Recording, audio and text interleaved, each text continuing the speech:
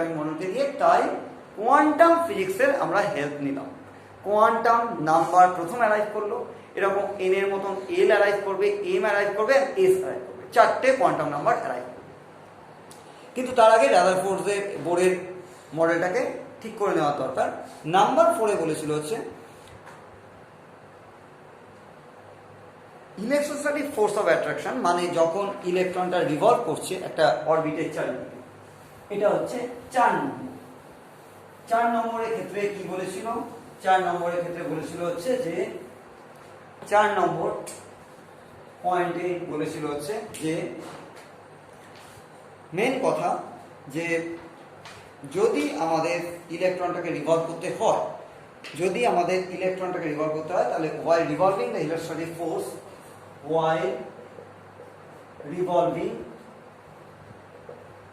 যখন রিভলভ করছে তখন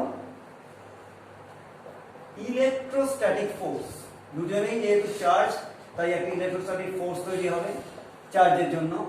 electrostatic force between electron and nucleus, provides centripetal force.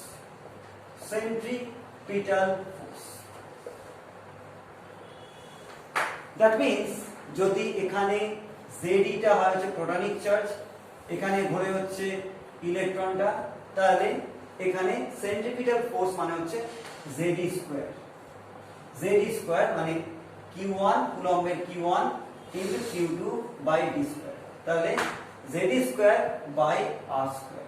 এদের মধ্যে ডিসটেন্সটা কত? R। এদের দুজনের চার্জ কত? একটা ZE একটা E, Q1 আর Q2, সেটা ইনটু যদি করি তাহলে ZE square by R square. এটা ইলেকট্রনকে পুল করবে হচ্ছে towards nucleus. On the other hand nucleus balance করবে হচ্ছে একটা বাইরের দিকের ফোর্সকে দিয়ে, সেটাকে আমাদের বলি হচ্ছে centrifugal force, that is mv square by r। তাহলে আমরা এটাকে বলতে পারি হচ্ছে centripetal force, that is fc, আর এটাকে বলতে পারি হচ্ছে centrifugal force, that is fe। fc আর fe সবসময় ইকুয়াল হবে, তবেই তারা সবসময় একটা ব্যালেন্সে থাকবে এবং সবসময় রোটেটটা করতে পারবে। তাহলে এক্ষেত্রে পরের দিকে আমরা ফর্মুলাগুলো ডিরাইভ করব, কিন্তু নাম্বার 5 আর একটা কথা বলা হলো, সেটা হচ্ছে যখন রিভলভটা করছে, during revolve electron neither gains নর লুজেস এনার্জি। যখন কোনো একটা নির্দিষ্ট অরবিটে ইলেকট্রনটা রিভলভ করছে, আমরা জানি এটার এনার্জি আর এটার এনার্জি সেম, তাহলে দুজনের মধ্যে কোনো এনার্জি চেঞ্জ হবে না, অর্থাৎ কেউ গেইনও করবে না, কেউ লস করবে না। That is important. এটা যদি নাম্বার 5 হয়ে থাকে, নাম্বার 6 এর কথায় বলা হলো হচ্ছে যে যখন, তাহলে লাইন স্পেকট্রামকে কিরকম ভাবে অ্যাসক্রাইব করা হলো, যে লাইন স্পেকট্রামটা এস ছিল, সেই লাইন স্পেকট্রামের কথায় বলা হলো হচ্ছে যে যদি বাইরের থেকে কোনো এনার্জি প্রোভাইড করা হয়, অ্যাটমের মধ্যে বাইরের থেকে যদি কোনো এনার্জি প্রোভাইড করা হয়, তাহলে তার মানে নাম্বার 6টা হচ্ছে ইন্টারপ্রিটেশন অফ স্পেকট্রাম, যেটা আমাদের অসম্পূর্ণ ছিল। ইন্টারপ্রিটেশন অফ স্পেকট্রামে বলা হলো হচ্ছে যে অবশ্যই whenever energy comes, নিউক্লিয়াসের মধ্যে ইলেকট্রনের মধ্যে এনার্জি যদি আসে, energy comes or lost, energy যদি গেইন করে বা লস্ট হয়, তাহলে electron either jumps to higher energy shell or comes back to lower energy shell। তার মানে যখন যখন জাম্পিং অফ দ্য ইলেকট্রনটা হবে, সে জাম্পিংটা দু রকমের ভাবেই হতে পারে। নিউক্লিয়াস কে শেল, এল শেল, এম শেল রয়েছে। ইলেকট্রন যদি এখান থেকে এখানে জাম্প করে তখন বাইরের থেকে এনার্জিটাকে প্রোভাইড করতে হবে, অর্থাৎ বাইরের থেকে ও একটা এনার্জি নেবে। যদি এই এনার্জিটা অ্যাবসেন্স হয় তখন ও আবার এখানে ফিরে আসবে। এর এনার্জিটাও ফিক্সড, এর এনার্জিটাও ফিক্সড, অর্থাৎ এই দুজনের যে ডিফারেন্সটা তাও ফিক্সড। তার মানে দুটো এনার্জি লেভেলের ডিফারেন্স সবসময় ফিক্সড। সেই ডিফারেন্স এনার্জিটা ধরে নেওয়া যায় এখানে E1 আছে কম এনার্জি, এখানে E2 আছে বেশি এনার্জি, তাহলে আমরা ডেল E ইকুয়ালস টু কি বলতে পারি, E2 মাইনাস E1। এই E2 মাইনাস E1 টা ফিক্সড, এটা ফিক্সড, এটা সবসময় ফিক্সড। সেই অনুযায়ী আমরা একটা ফর্মুলা ব্যবহার করতে পারি, সেটা হচ্ছে -13.6 into Z square by N square, অর্থাৎ জেডটা হচ্ছে প্রোটনিক চার্জ আর এনটা হচ্ছে ইলেকট্রনিক চার্জ। এক্ষেত্রে বলে রাখা দরকার যে রাদার বোরের অ্যাটমিক মডেলের সব থেকে যে ডিসঅ্যাডভান্টেজ ছিল সেটা হচ্ছে ও হাইড্রোজেনকে ধরে অ্যাটমিক মডেলটা দিয়েছিল, হাইড্রোজেনের বাইরে কাউকে দেয়নি, অর্থাৎ একটা ইলেকট্রনকে ধরে সবসময় দিয়েছিল। মাল্টি ইলেকট্রনিক সিস্টেমের কথা বলতে পারি। তাই এখানে সবসময় মাথায় রাখা দরকার যে এখানে যদি N square by Z square হয়, N square by Z square যদি এনার্জি লেভেল হয়, তাহলে এনার্জি লেভেলের একটা ডিফারেন্স করে দেখানো যেতে পারে যে ডিফারেন্সটা সবসময় কনস্ট্যান্ট, অর্থাৎ এনার্জি লেভেলের ডিফারেন্স অলওয়েজ কনস্ট্যান্টই থাকবে। লাইক ধরে নেওয়া যাক যদি হিলিয়াম লাইক নিউক্লিয়াস বা যদি হাইড্রোজেনের মতন নিউক্লিয়াসের ক্ষেত্রে বলা হয় যেখানে ইলেকট্রন নাম্বার সবসময় সিঙ্গেলই থাকতে হবে কিন্তু প্রোটন নাম্বারটা ভ্যারি করতে পারে, তাহলে টোটাল এনার্জি যখন এখানে বলা হচ্ছে, কারণ টোটাল এনার্জির ক্ষেত্রে বলা হলো হচ্ছে যে এখানে অ্যাকচুয়াল ফর্মুলাটা হচ্ছে total energy of electron equals to -13.6 into z square by n square. -13.6 z square by n square এর ক্ষেত্রে z টা ধরে নেওয়া যাক হাইড্রোজেনের ক্ষেত্রে 1, অর্থাৎ অ্যাটমিক নাম্বার ওর 1, তাই 1 এখানে। ফার্স্ট এনার্জি লেভেলের 1 টা যদি হয়ে থাকে n1, তাহলে 1 স্কয়ার মানে হচ্ছে -13.6 ইলেকট্রন ভোল্ট। ইলেকট্রন ভোল্ট হচ্ছে একটা ইউনিট, আমরা সেটা জুলেও রাখতে পারি। কিন্তু যদি এটা সেকেন্ড শেল হয়, অর্থাৎ তখন কি হয়ে যাবে, ডিফারেন্সটা কত হবে, -13.6 ইনটু জেডটা তো 1 স্কয়ারই রয়ে যাবে, কিন্তু এটা সেকেন্ড এনার্জি শেলে এটা n ইকুয়ালস টু 2 বলে এটা হয়ে যাবে হচ্ছে 2 স্কয়ার বা 4, তাহলে হবে হচ্ছে -13.6 by 4, that is -3.4 electron volt. এই যে 3.4 টা দেখালাম, বা যদি -13.6 ইনটু 1 স্কয়ার বাই করি হচ্ছে 3 স্কয়ার মানে 9, তখন আসবে হচ্ছে মোটামুটি ভাবে যদি অ্যাপ্রক্সিমেটলি ক্যালকুলেট করি তাহলে -1.5 ভোল্ট, -1.5 ভোল্ট। আমার বক্তব্য হচ্ছে এই 1.5 ভোল্টটা হচ্ছে এনার্জি ডিফারেন্স, এই 3.4 টা হচ্ছে এনার্জি ডিফারেন্স বলবো না, এটা এখানকার এনার্জি, এটা এখানকার এনার্জি, এটা এখানকার এনার্জি। প্রথমে কত হয়েছিল 13.6 মাইনাস, এখানে কত হয়েছিল -1.5, এখানে কত হয়েছিল -1.5 -3.4, তার মানে এটা -13.6 ইলেকট্রন ভোল্ট, এটা হচ্ছে -3.4 ইলেকট্রন ভোল্ট, এটা হচ্ছে -1.5 ইলেকট্রন ভোল্ট। তাহলে এখানে এনার্জি লেভেলগুলো সবসময় কনস্ট্যান্ট, এই এনার্জি লেভেলগুলো কখনোই চেঞ্জ হচ্ছে না। এই এনার্জি লেভেলগুলো চেঞ্জ হচ্ছে না বলে এদের যে ডিফারেন্সটা সেটাও কখনো চেঞ্জ হচ্ছে। এক্ষেত্রে একটা মজার জিনিস হচ্ছে যে কোন একটা ইলেকট্রনকে সাপোজ দেওয়া হলো হচ্ছে বাইরে থেকে, সে নিজে ছিল হচ্ছে -13.6 ইলেকট্রন ভোল্ট, একটা হাইড্রোজেনের ইলেকট্রনের কথাই ধরে রাখা হলো। এবার এমন এনার্জি দেওয়া হলো যার ডিফারেন্সটা কোনো রকম ভাবে এই ডিফারেন্সটার সাথে ম্যাচ করলো না, অর্থাৎ -13.6 -13.6 আর -3.4, তাতে কত হয়, এখানে 2 হয় আর এখানে হচ্ছে 10, অর্থাৎ -10.4 বা 10.4 ইলেকট্রন ভোল্ট বাইরে থেকে দেওয়া হলো ইলেকট্রন 11 ইলেকট্রন ভোল্ট। তখন এনার্জিটা এই 11 ইলেকট্রন ভোল্টটা কোনো রকমে ম্যাচ করছে না -3.4 ইলেকট্রনের সাথে।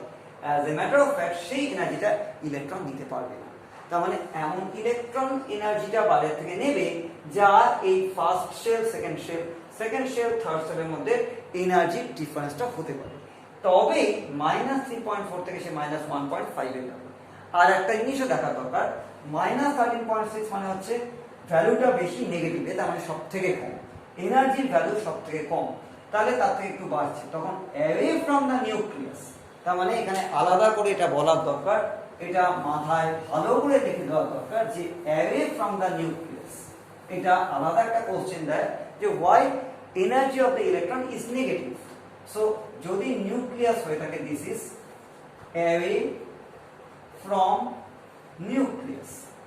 আমি অঙ্ক করে দেখিয়েছি যে away from the nucleus electron energy সবসময় ইলেকট্রনিক এনার্জি রাইজেস, অর্থাৎ সব থেকে কম আছে নিউক্লিয়াসের, তার মানে কাছাকাছি, আর সব থেকে যাবে হচ্ছে নিউক্লিয়াসের বাইরে থেকে, যত নিউক্লিয়াসের বাইরে। তাই number 1, max energy of electron, সব থেকে বেশি এনার্জি অফ ইলেকট্রন কত? Max energy of the electron is equals two 0, অর্থাৎ যখন কোনো একটা ইলেকট্রনের এনার্জি মাইনাস থেকে বাড়তে বাড়তে বাড়তে বাড়তে আলটিমেটলি 0 এ পৌঁছবে, তখন তার ম্যাক্স ইলেকট্রনিক এনার্জি, এবং তখন সেই জায়গাটাকে বলা হবে হচ্ছে আনবাউন্ডেড, অর্থাৎ ও আর অ্যাটমের মধ্যে নেই, অর আয়োনাইজড। একটা ফ্রি ইলেকট্রনের এনার্জি সবসময় 0, তার মানে সে অ্যাটমের থেকে বাইরে বেরিয়ে গেছে, কি লিখেছি? Unbound or ionised. তেমনি নাম্বার 2 হচ্ছে গ্রাউন্ড স্টেট।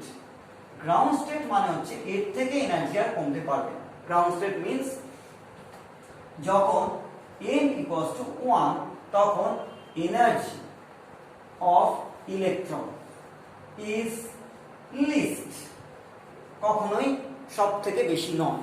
এখানে energy of the electron is least. n equals to 1 টাকে তাই জন্য বলা হলো গ্রাউন্ড স্টেট।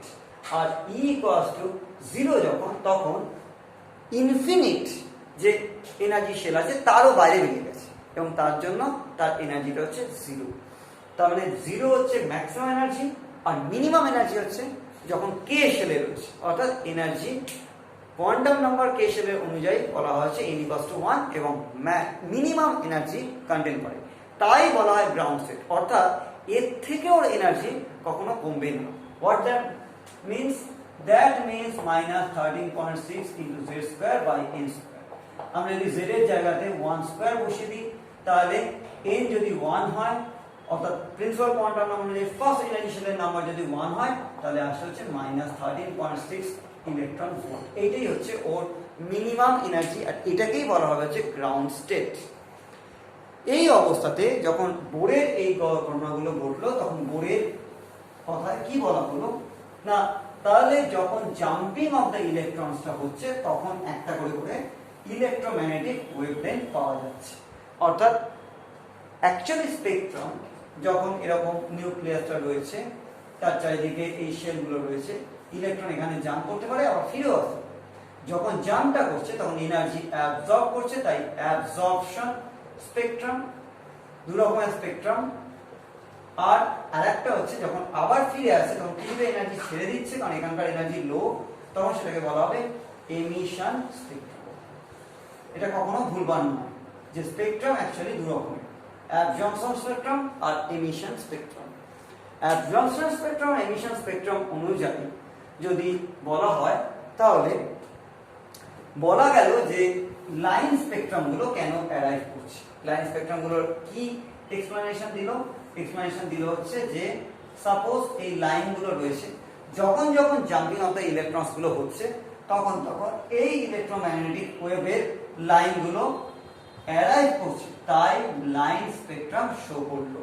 তার মানে ফিক্সড এনার্জি লেভেলের উপর বেস করে এনার্জি লেভেলের কনসেপ্টটাকে দিয়ে কোয়ান্টাম ফিজিক্স অনুযায়ী বা কোয়ান্টাম থিওরি অনুযায়ী আলটিমেটলি বলা গেল যে কতগুলো ফিক্সড এনার্জি লেভেল যে ডিসঅ্যাপিয়ার করে যাচ্ছিল, ডিসঅ্যাপিয়ারটা অ্যাকচুয়ালি করছিল না, যখন যখন ইলেকট্রন সার্টেন এনার্জি পেয়ে, ফিক্সড এনার্জি পেয়ে জাম্প করছে n1 থেকে n2 তে, বা n2 থেকে আবার ফিরে আসছে n1 এ, তখন তখন একটা করে করে এমিশন লাইন বা একটা অ্যাবজর্পশন লাইন পাওয়া যাচ্ছে। বিশেষ করে এমিশন লাইনের এই স্পেকট্রামটা খুব ইম্পর্টেন্ট। তাই এমিশন লাইনের ওপর বেস করে লাইন স্পেকট্রামকে তো বলা গেল, কিন্তু বোরের সব থেকে প্রবলেমটা যেটা হয়েছিল সেটা হচ্ছে যে অনেকগুলো ইলেকট্রন যদি থাকে তাহলে কি করা যাবে, তখন সেটাও বুঝতে পারিনি, অর্থাৎ বলতে পারিনি যে আমরা যদি জেড এর নাম্বারটাকে বাড়িয়ে দিই তাহলে কি এক্স্যাক্টলি হবে, অর্থাৎ ইলেকট্রনের নাম্বার যদি বাড়িয়ে দিই, তাই ডিফেক্ট বা ড্রব্যাক অফ বোর।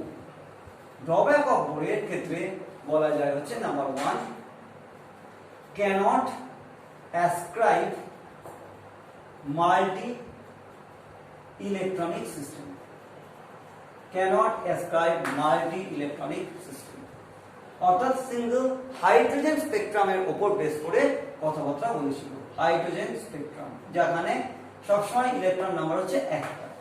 নাম্বার 2 বললো হচ্ছে যে এই যে লাইনস গুলো রয়েছে এই লাইনস গুলো যদি আমরা ইলেকট্রিক্যাল ফিল্ড দিই, অর্থাৎ এখানে একটা পজিটিভ চার্জ এখানে একটা নেগেটিভ চার্জ দিই, তাহলে এই লাইনস গুলো স্প্লিট হয়ে যাচ্ছে হচ্ছে অনেকগুলো লাইন। তখন এই অনেকগুলো লাইন এক্স্যাক্টলি কিভাবে এলো সেটা বলতে পারা গেল না। অ্যাজ এ রেজাল্ট বলা যায় যে স্প্লিটিং অফ স্পেকট্রাল লাইন সেটা দুভাবে হয়েছিল। স্প্লিটিং অফ স্পেকট্রাল লাইন দুভাবে হয়েছিল, একটা বাই ইলেকট্রিক্যাল ফিল্ড যেটাকে বলা হলো হচ্ছে স্টার্ক এফেক্ট। এই স্টার্ক এফেক্টকে বলতে পারা গেল না।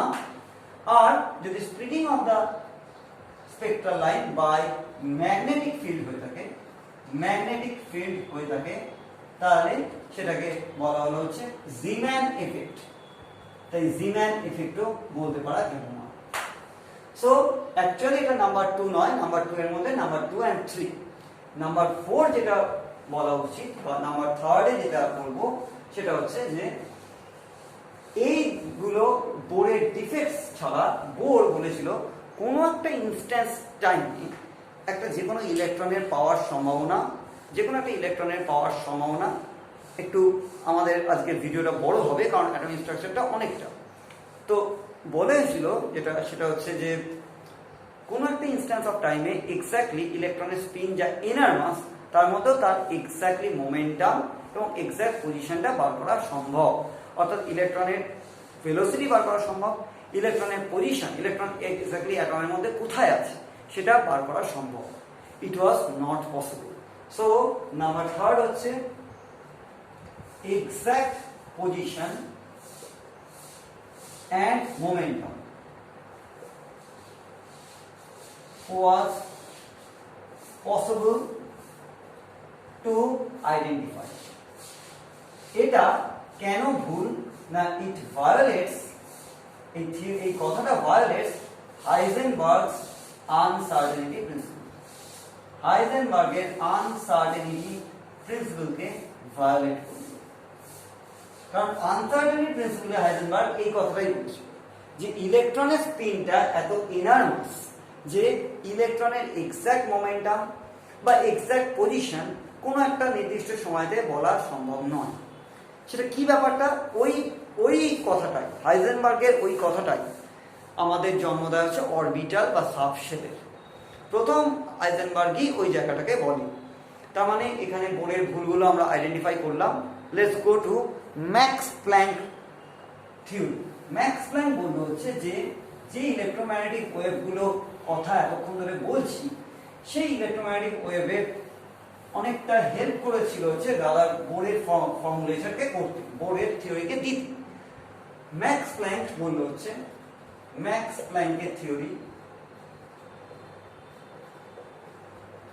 ম্যাক্স প্ল্যাঙ্কের থিওরিতে বলা হলো হচ্ছে যে অলওয়েজ এনার্জি, একটা এনার্জি সোর্সের এনার্জি ডাইরেক্টলি প্রপোর্শনাল হবে হচ্ছে নিউয়েশন। This is nu, this inverted is nu, অর্থাৎ ফ্রিকোয়েন্সি।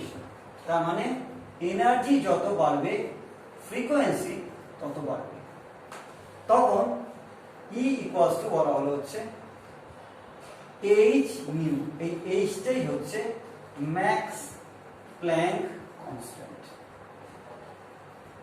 এইটাই হচ্ছে ম্যাক্স প্ল্যাঙ্ক কনস্ট্যান্ট। নাও এই এইচ নিউ এর ক্ষেত্রে আলাদা করে বলবো হচ্ছে যে nu is inversely proportional to the lambda, অর্থাৎ যত ফ্রিকোয়েন্সি বাড়বে দিস কি, দিস ইজ ল্যামডা। ল্যামডা মানে কি, ল্যামডা মানে হচ্ছে ওয়েভলেন্থ। তাহলে যত ফ্রিকোয়েন্সি বাড়বে তত ওয়েভলেন্থ কমবে, বা দে আর ইনভার্সলি প্রপোর্শনাল। এখান থেকে আলটিমেটলি আমরা করতে পারি হচ্ছে nu equals to C by lambda. C by lambda, এখানে সিটা হচ্ছে কনস্ট্যান্ট, সি হচ্ছে ভেলোসিটি অফ লাইট। তাহলে আমরা এই নিউ এর ভ্যালুটাকে যদি এখানে পুট করে দিই, তাহলে আলটিমেটলি ম্যাক্স প্ল্যাঙ্কের একটা থিওরি আসে। সে থিওরিটা কি আসে? থিওরিটা আসে হচ্ছে যে কোনো এনার্জি সোর্সের যদি আমরা এনার্জিটাকে জানি, তাহলে আমরা বার করতে পারবো এইচ সি বাই ল্যামডা, অর্থাৎ ল্যামডার ওয়েভলেন্থ অর্থাৎ এমিটেড রেডিয়েশনের ওয়েভলেন্থ আমরা বার করতে পারবো। দেখো রাদারফোর্ড অনুযায়ী আমরা জানি হচ্ছে E2 - E1, অর্থাৎ that is equals to del E. যদি সেকেন্ড থেকে ফার্স্টে জাম্প করে তাহলে একটা এনার্জি ডিফারেন্স হচ্ছে del E, that should equals to H C by lambda, or lambda equals to হচ্ছে H C by del E, or lambda equals to হচ্ছে H C by E2 - E1। তার মানে আমরা যদি এনার্জি ডিফারেন্সটা জানি, তাহলে এনার্জি ডিফারেন্স অনুযায়ী অতি অবশ্যই আমরা বলতে পারি হচ্ছে যে তার রেডিয়েটেড ওয়েভলেন্থটা কি হবে। সো এটা ম্যাক্স প্ল্যাঙ্ক আগেই দিয়ে রেখে দিয়েছিল বলে তোমাদের এই ফর্মুলার উপর সবসময় একটা অঙ্ক দিতে পারে, যেখানে ম্যাক্স প্ল্যাঙ্ক কনস্ট্যান্ট কত? ম্যাক্স প্ল্যাঙ্ক কনস্ট্যান্ট হচ্ছে 16.625 × 10⁻34 জুল পার কেলভিন পার মোল। তার মানে এটা হচ্ছে ম্যাক্স প্ল্যাঙ্ক কনস্ট্যান্টের ভ্যালুটা মনে রাখতে হয়। কিছুটা অর্থে ভেলোসিটি অফ দ্য লাইট মনে রাখতে হয়। 3 × 10⁸ মিটার পার সেকেন্ড হচ্ছে velocity of the light C, যে ক্ষেত্রে এই সিটা রিপ্লেস হবে হচ্ছে ভেলোসিটি অফ দ্য ইলেকট্রন। তখন আমরা কি ব্যবহার করতে পারবো? তখন ব্যবহার করতে পারবো ল্যামডা ইকুয়ালস টু hve, অর্থাৎ ইলেকট্রনের ভেলোসিটি বাই E2 - E1। তার মানে আমরা এখান থেকে বার করতে পারি হচ্ছে যে এখানে ভেলোসিটি যদি এটা থাকে, তাহলে hc এর বদলে v বার করে আমরা বার করে ফেলতে পারি হচ্ছে ইলেকট্রনের ভেলোসিটি। সুতরাং আমাদের কতগুলো শর্টকাট ফর্মুলায় আসবো। কি কি হলো? রাদারফোর্ডের থিওরি হলো রাদারফোর্ডের ডিফেক্ট, বোরের থিওরি বোরের ডিফেক্ট, ম্যাক্স প্ল্যাঙ্ক থিওরি কি, এবং সেই ম্যাক্স প্ল্যাঙ্ক থিওরি অনুযায়ী এতক্ষণ যেগুলো বলা হচ্ছিল তাতে ডুয়াল নেচার অফ ইলেকট্রন। ভাবা হলো যে ইলেকট্রনের স্পিন এত মারাত্মক যে একটা সময়তে দেখা যাচ্ছে যে ওর আর পার্টিকেল নেচার থাকছেই না। তার মানে ইলেকট্রোম্যাগনেটিক ওয়েভের মতন ও নিজে ব্যবহার হচ্ছে, কারণ তার নিজের ভেলোসিটিটাই এত বেশি, কারণ তার মাসটা সব থেকে কম, সব থেকে স্মলেস্ট। তাহলে কনভেনশনাল পার্টিকেল অনুযায়ী ইলেকট্রন প্রোটন নিউট্রনের কনভেনশনাল পার্টিকেল অনুযায়ী মাসটা হচ্ছে লিস্ট, তাই ভেলোসিটিটা হাইয়েস্ট। তখন ডি ব্রগলি বললো যে ও অ্যাকচুয়ালি দুটোই ক্যাপাবিলিটি রাখে। আমরা সেই জন্য বিশেষ করে জানবো হচ্ছে ডুয়াল নেচার। এই ডুয়াল নেচারটা সবকিছু বদলে দিল। কি না? Dual nature of electron. Dual nature of ইলেকট্রনের ক্ষেত্রে ও বলে হচ্ছে যে নাম্বার 1, ওর পার্টিকেল নেচারকে যদি এস্টাবলিশ করতে হয় তাহলে আইনস্টাইনের ল অনুযায়ী E = mc², যেখানে ওর এনার্জিটা = mc², এখানে সিটার বদলে v বসতে পারে। But second one is de ব্রগলির হেল্পটা নিল। Dual nature of electron of de Broglie হেল্পটা নিল হচ্ছে ডি ব্রগলি কার না, ডি ব্রগলি নিল হচ্ছে অতি অবশ্যই max Planck.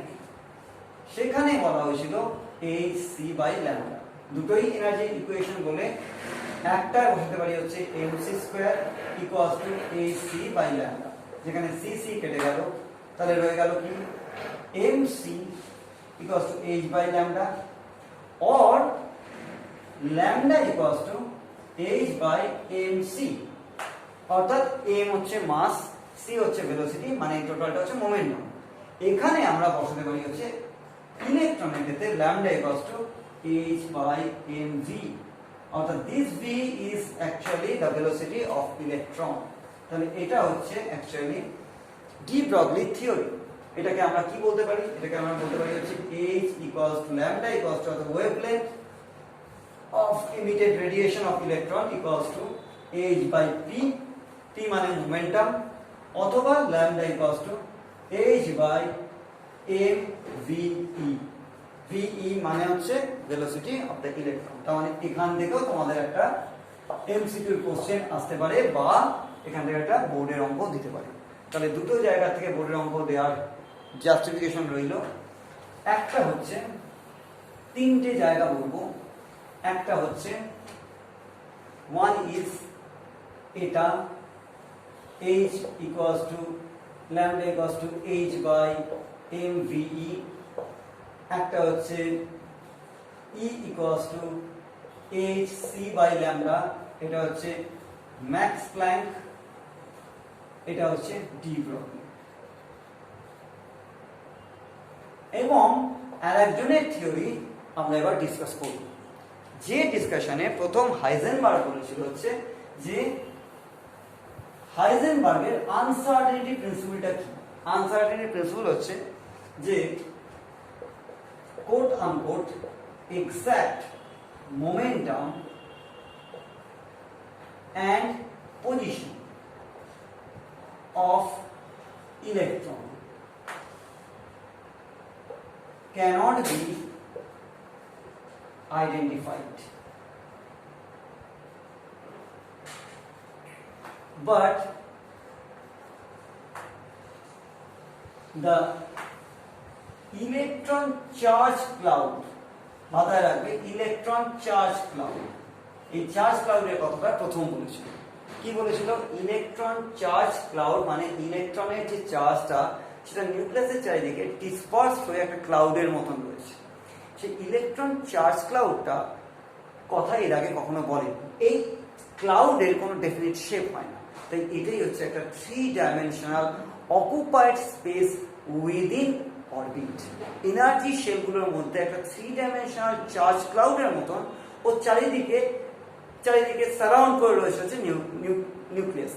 As a result বললো যে but the electron charge cloud density were higher, যেখানে ডেন্সিটি বেশি, possibility of finding electron is maximum.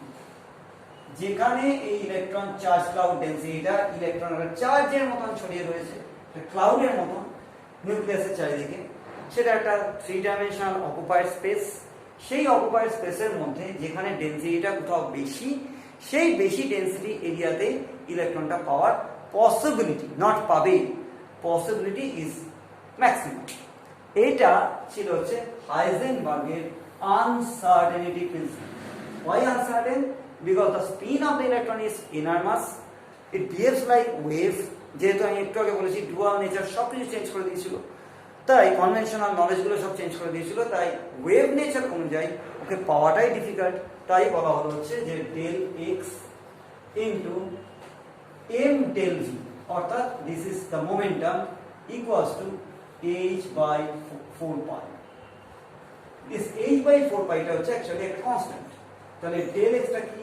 Del এক্সটা হচ্ছে uncertain position, del X is uncertain position. এমটা কখনোই চেঞ্জ হবে না, that is mass of electron. তোমাদের মোটামুটি মনে রাখার দরকার 9 × 10⁻³ কেজি। আর V, that is del V is uncertain velocity.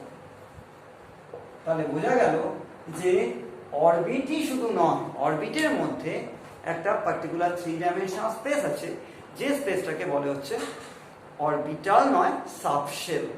Subshell মানে হচ্ছে একটা টোটাল চার্জ ক্লাউড স্পেস। সেই সাবশেলের কথাটা প্রথম বলা হলো এই electron charge cloud space within energy shell. এক কথায় বলতে গেলে ইলেকট্রন চার্জ ক্লাউড স্পেস।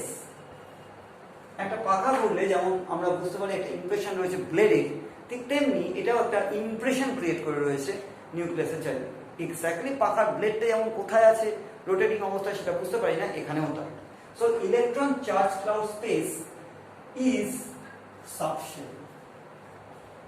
পরের দিকে এই সাবশেলের মধ্যে কতগুলো ডেফিনিট কতগুলো পকেটস থাকবে, যেটাকে বলা হচ্ছে অরবিটাল। অর্থাৎ উইদিন সাবশেল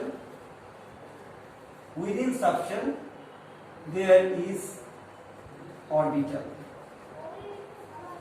তার মানে অরবিটের মধ্যে অরবিটাল, এটা রাখার খুব দরকার। তার মানে আবার বলবো জিনিসটা তফাৎটা কোথায়, সাবশেল এনার্জি শেলের মধ্যে থাকা একটা 3 ডাইমেনশনাল অকুপাইড স্পেস, কিন্তু যে অকুপাইড স্পেসের মধ্যে ইলেকট্রনের পাওয়ার সম্ভাবনাটা সবথেকে বেশি সেটাই হচ্ছে অরবিটাল। সো অরবিটের মধ্যে ইলেকট্রন যেখানে এক কথায় আছে উইথ ইটস এনার্মাস স্পিন, সেটাকে বলা হচ্ছে অরবিটাল। আর একটা থিওরির কথা বলার দরকার, দ্যাট ইজ বলা যায় হচ্ছে যে বোরের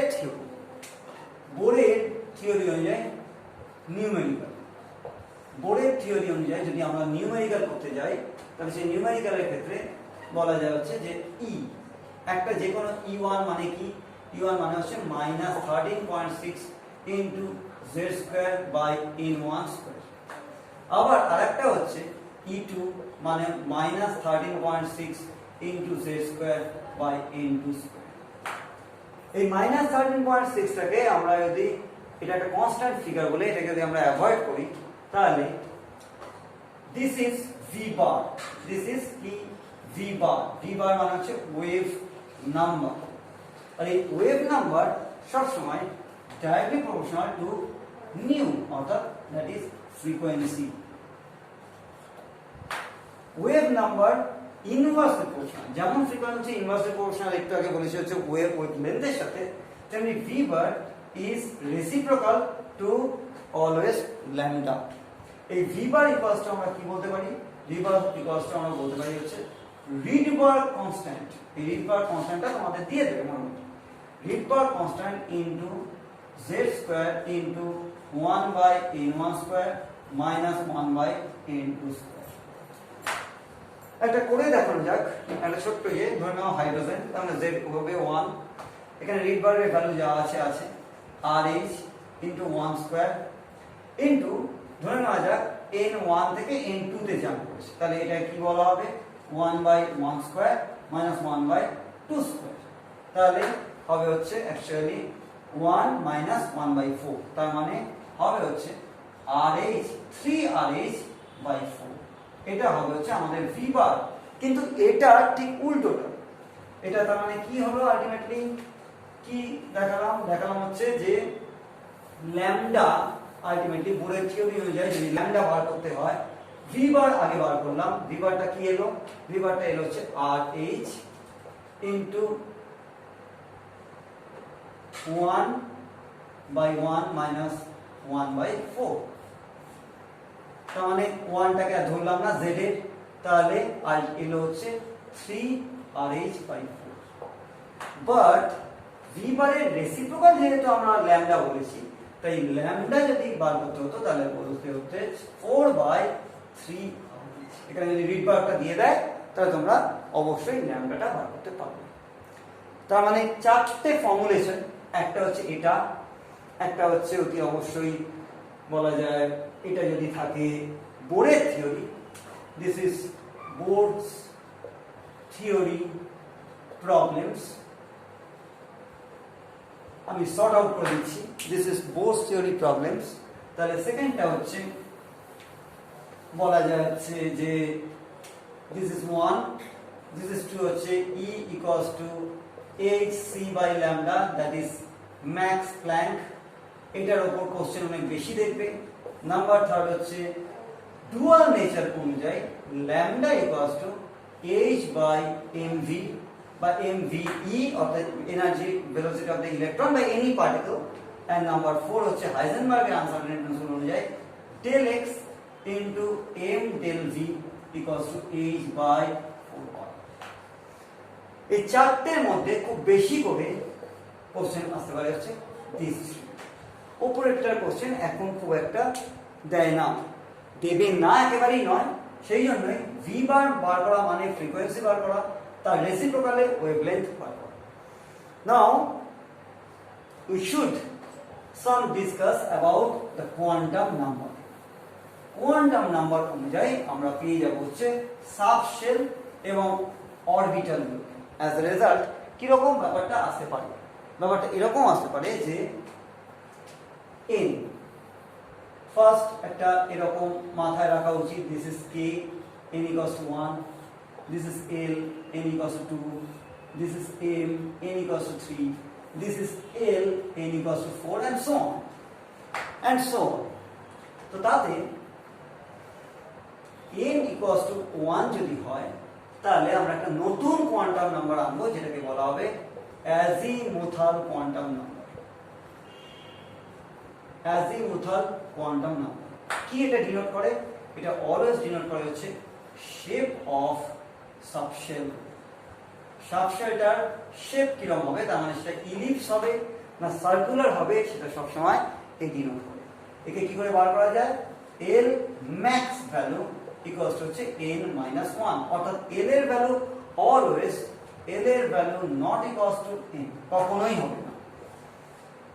নাও এবার যদি 1 হয়ে থাকে তাহলে l এর ভ্যালু কত হবে? l ইকুয়ালস টু হবে হচ্ছে 0, কারণ 1 এর ভ্যালু n, তাহলে এটা 0। এই 0টা অ্যাকচুয়ালি একটা নাম্বার। এই 0 এর জন্য প্রথম যে সাবশেলটা তৈরি হলো সেটা হচ্ছে 1s, তার মানে যে কোনো l সবসময় কি তৈরি করবে? 1s সাবশেল তৈরি করবে। তাহলে এখানে n থেকে কি পেয়ে পাওয়া গেল? একটাই সাবশেল পাওয়া গেল, সেটা হচ্ছে 1s। কি করে বুঝবো যে এর মধ্যে কটা ইলেকট্রন আছে, বা কি করে বুঝবো এটা একটা ইলেকট্রন চার্জ ক্লাউড স্পেস, এর মধ্যে কটা জায়গা আছে যেখানে ইলেকট্রনকে পাওয়ার সম্ভাবনা থাকবে? সেটার জন্য থার্ড হচ্ছে ম্যাগনেটিক কোয়ান্টাম নাম্বার। কি বললাম? ম্যাগনেটিক কোয়ান্টাম নাম্বার, যেটা সবসময় ডিনোট করে হচ্ছে স্পেস অফ ওরিয়েন্টেশন।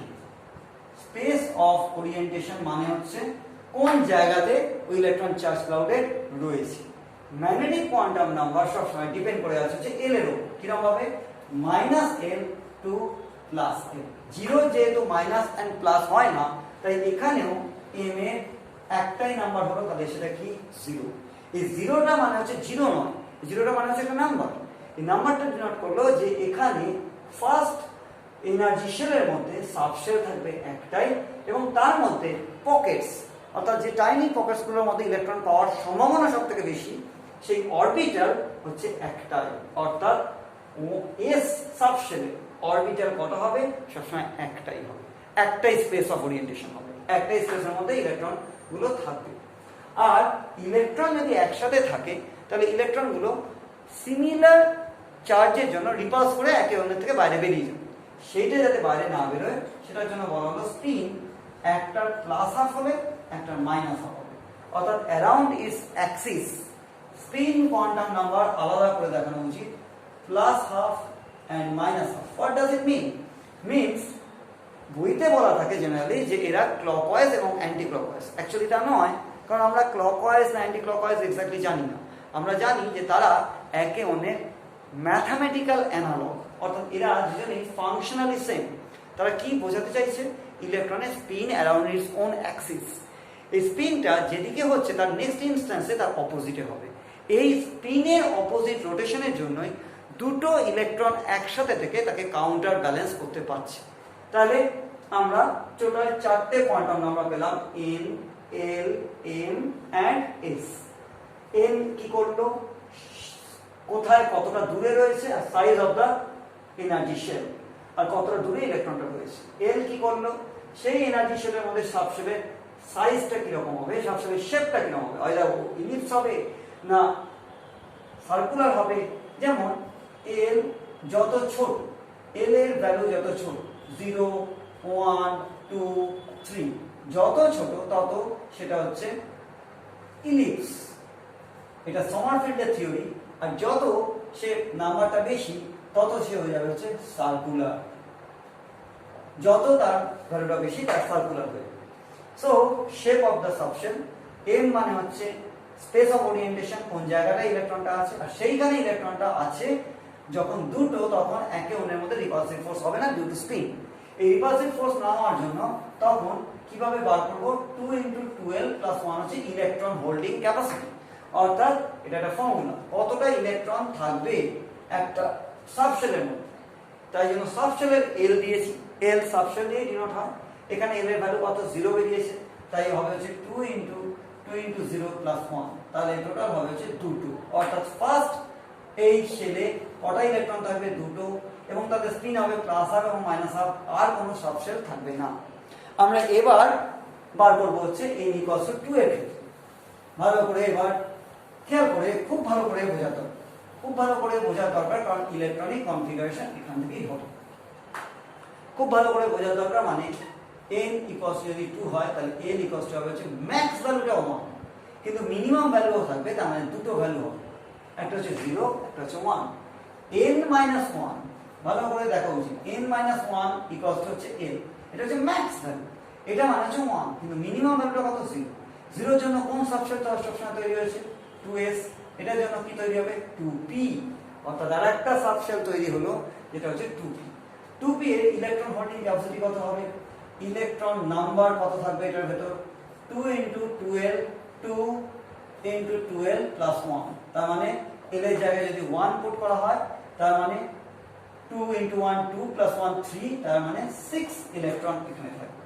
এই 6 ইলেকট্রনটা কটা পকেটসের মধ্যে থাকবে সেটা ডিনোট করবে কি m, তার মানে কি হলো mটা কি -l থেকে +l, তার মানে কি কি ভ্যালু হতে পারে, যেহেতু l এর যে কোনো 1 ভ্যালু, l এর 1 ভ্যালুর জন্য কি তৈরি হবে p, এটা সেকেন্ড এনার্জি শেল, তাই 2, 1 ভ্যালুর জন্য তৈরি হলো p, এবং এই p এর কটা স্পেস অফ ওরিয়েন্টেশন, p এর কটা স্পেস অফ ওরিয়েন্টেশন বলে দেবে m এর ভ্যালু l কে দি, যেমন একটা l এর 0 এর জন্য 2s হয়েছে, তো এখানে m এর ভ্যালু কত হবে, m এর ভ্যালু হচ্ছে 0, তার মানে m এর স্পেস অফ ওরিয়েন্টেশন এখানে একটা, আর m এর স্পেস অফ ওরিয়েন্টেশন